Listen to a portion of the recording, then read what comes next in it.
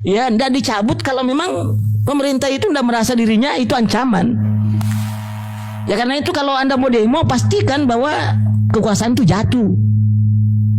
Kalau tidak jatuh, tidak ada gunanya bagi mereka. Iya, ini teori ya. Teori ya. Pembahasan teoritisnya seperti itu. Ya kan ada yang mengatakan, wah itu kan teori Pak. Ya praktekkan aja kalau tidak percaya.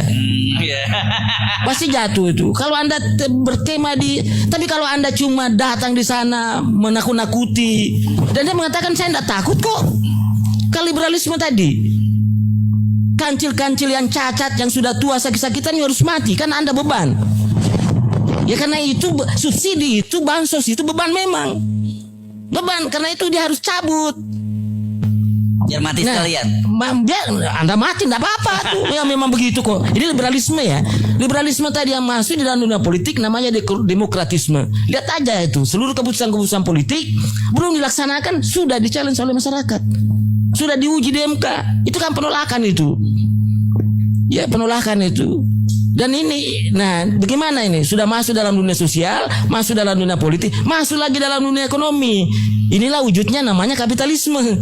Jadi individualisme, demokratisme, kapitalisme itu saudara kembar Pak.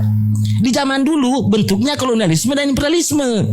Itulah yang memporak-porandakan negara-negara lama sebelum Indonesia ada. Dan siapa musuhnya tadi? Ya itu tadi yang mengaku bangsa Indonesia asli, kaum pribumi. Itulah musuhnya itu. Nah, salah satu wujud daripada kapitalisme tadi adalah oligarki. Karena itu Pak, memang teorinya agak beda ini, ya. Karena itu liberalisme lama itu memperlihatkan kapitalisme masih berhadapan dengan negara Pak, masih berhadapan dengan negara. Tapi kalau sudah neoliberalisme, liberalisme baru, kapitalisme sudah menjadikan negara itu sebagai alatnya Pak. Karena itu di Indonesia itu pasti tumbuh komunisme. Karena lawan tandingnya komunisme itu adalah kapitalisme. Nah ini menjelaskan di sini. Dan kalau ada mengatakan, tidak ada komunisme di Indonesia, bohong itu. Karena musuh abadinya itu kapitalisme adalah komunisme. Kapitalisme itu akumulasi dan sementara ini distribusi. Nah karena itu tadi rencana komunisme adalah mengambil negara dan mengubahnya negara komunis. Kalau tadi dia sudah mengambil negara menjadi alatnya tadi. Nah karena itu ya komunisme dan kapitalisme tumbuh subur, dua-duanya ada. Karena itu menjadi sasaran itu kaum pribumi Indonesia asli, bangsa Indonesia asli dan tentu Islam mayoritas. Itu yang dijadikan alat untuk saling menyerang keduanya. Karena itu kedua kelompok ini berpecah. Nah itu juga indikator ketika ada kapitalisme sangat kuat di negara itu atau neolib ya dan komunisme ada, pasti pembelahan sosialnya sangat tinggi. Percaya saja. Ya, silakan aja meneliti. Itu teori standar itu. Ya, artinya itu disintegrasi itu sangat tinggi itu. Ya, disintegrasi politik ya tentu ancaman terhadap stabilitas dan sudah pasti tidak ada istilah tadi kan pertanyaannya, terus bagaimana dengan pemerintah? Tidak bisa. Ini apalagi situasinya kan menarik. Ya kapitalisme ingin sistem kapitalisme, ya, barat sistem ekonominya kan sistem ekonomi liberal, ya kan? Sementara komunisme ingin sistem komando, ya kan? Sementara rakyat ingin berusaha sendiri, namanya sistem ekonomi kerakyatan ini. Ini ada tiga ini sistem ekonomi bertarung di Indonesia, ya kan? Nah apa yang saya sarankan di sini? Hentikan itu konglomerasi. Hentikan itu liberalisme, hentikan itu pasar bebas. Artinya kalau pasar bebas, bikin pasar itu tertutup. Karena itu jangan impor. Ya, boleh ekspor tetapi politik pangan sudah terpenuhi. Itu. Tapi kan tidak ada jaminan seperti itu. Ya, tidak ada jaminan seperti itu karena tadi saya katakan bahwa Indonesia sudah berada pada tahap neoliberalisme. Nah kalau negara sudah dikuasai neoliberalisme, kapitalisme dan oligarki tadi, maka seluruh aparat menjadi alat, gitu. Menjadi alat, DPR-nya menjadi alat, Mahkamah Konstitusi menjadi alat, militernya menjadi alat, polisinya menjadi alat, birokrasinya menjadi alat. Tapi itu dianggap absah karena ada dalam hukum. Itu problemnya Pak, gitu kan? Nah karena dia akan masuk, dia butuh karpet merah Pak. Dia butuh karpet merah. Apa itu? Debirokratisasi. Artinya mudahkan dia masuk. Kalau mudahkan masuk, pasti persulit mereka ini. Kan di situ. Tapi begini, kampus itu kan sebenarnya harus juga mempelajari yang begini supaya dia tahu. Yang saya khawatirkan itu kalau dia sudah berada di liberalisme, tapi dia tidak paham itu. Dia menganggap apa yang saya lakukan ini baik gitu kan. Dia tidak sadar itu. Ini kan tadi yang misalnya gini, kok kenapa ada istilah subsidi itu? Kan ini istilah ini dungu ya. Kalau pakai logika itu. Dalam teori welfare state, negara kesejahteraan, lah memang tugasnya negara seperti itu. Jadi tidak ada istilah subsidi. Makanya saya bilang subsidi itu, bansos itu, seperti CSR itu sebenarnya adalah suap politik kepada rakyat agar jangan berontak, agar kapitalisme ini tidak terganggu, agar oligarki ini nyenyak tidurnya tuh. Dikasih landas seperti itu.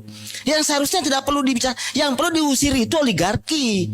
Yang perlu diselesaikan itu kapitalisme tadi. Yang perlu disadarkan pemerintah. You jangan jadi alat kapitalisme, you jadi bagian daripada oligarki itu. Itu harus disadarkan bahwa rakyat sejahtera makmur itu tujuan negara itu tadi. Jadi sudah clear itu. Sumber daya manusia. Kan negara menyelenggarakan pendidikan, tujuannya lahir orang-orang cerdas, orang-orang hebat untuk memperkuat kapabilitas ekstraktif sistem politik kita. Untuk apa itu? Supaya seluruh sumber daya yang ada, sumber daya alam tadi dikelola oleh sumber daya yang hebat, ya kan? Lahirlah sumber daya buatan yang kita pakai sama-sama. Kan tadi ada tambang nih, tambang minyak. Diolah oleh orang pintar, kemudian jadi bensin, jadi solar dan sebagainya, didistribusikan kepada masyarakat supaya dia sejahtera, supaya dia makmur. Itu tujuan negara didirikan tuh, ya. Nah tadi saya jelaskan bahwa ternyata ya ada penyimpangan dari penyalahgunaan teori negara oleh liberalisme tadi. Ya kalau masalah tadi ya testimoninya Bang Batiar, berarti dugaan saya benar bahwa Bu Sri Mulyani itu adalah agen neolib itu kan.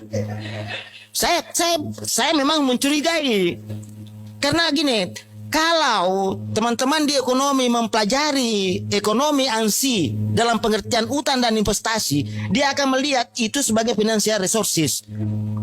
Tapi kalau saya di ilmu politik mempelajari ekonomi politik, utang dan investasi itu ancaman, bahaya itu. Itu masuk neokolonialisme, imperialisme di situ. Ya. Apa dalilnya tadi? Banyak teori pembagian dua dunia menjelaskan ada itu. Teori pembangunan. Kalau semua pembangunan itu bertujuan baik itu, tidak ada itu teori underdevelopment itu. Tidak ada itu teori ketergantungan.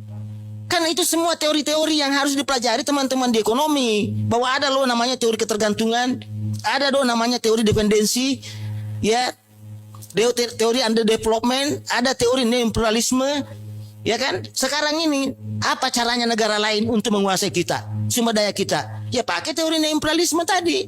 Didik orang banyak, ya, jadikan dia kaki tangan, jadikan dia komprador masuk, ya kan? Supaya dia bekerja untuk negara lain. Kan dia tenang. Makanya tadi kan saya bilang tadi, kalau mau aman tempatmu, mau nyaman tidurmu, tidak ada pilihan lain sekarang kecuali berkoalisi 3 kelompok. Yang pertama bandit politik tadi yang terbawa, bandit, Anda jadi bandit, iya kan? Misalnya jadi preman, yang kuasai lahan itu Anda yang di situ jadi premannya, itu pasti ada di situ kan? Atau misalnya dalam pilkada Anda yang bagi-bagi duit itu tadi, yang menyuap itu tadi kan? Ya untuk kepada rakyat. Nah ini rakyat harus disadarkan juga. Nah itu saya, ya itu tadi penjelasan saya sebenarnya untuk memberikan pemahaman ya kepada seluruh masyarakat Indonesia bahwa jangan terlalu banyak berharap perubahan sekarang. Bahwa hitungan ekonominya, datanya Pak Antoni sudah siang malam selalu menyebut kok gitu. Saya cuma mengatakan jangan terlalu banyak berharap. Saya sudah berkesimpulan bahwa Indonesia sudah berada pada satu ya kondisi di mana dia sudah mempraktikkan neoliberalisme, di mana negara menjadi alat kapitalisme, alat oligarki. Karena itu jangan pernah berharap petani, nelayan, peternak itu bisa berdaya dalam ini hidup sejahtera. Tidak ada ceritanya itu. Karena teorinya mata dia mengatakan kancil-kancil